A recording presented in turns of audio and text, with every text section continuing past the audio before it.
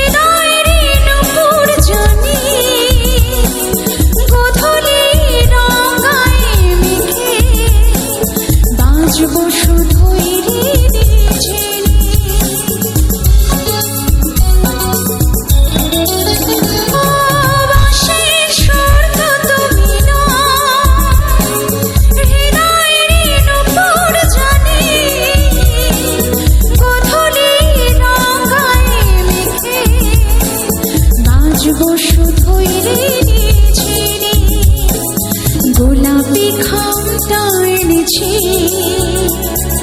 চুপি চুপি কাছে রেখে দাও।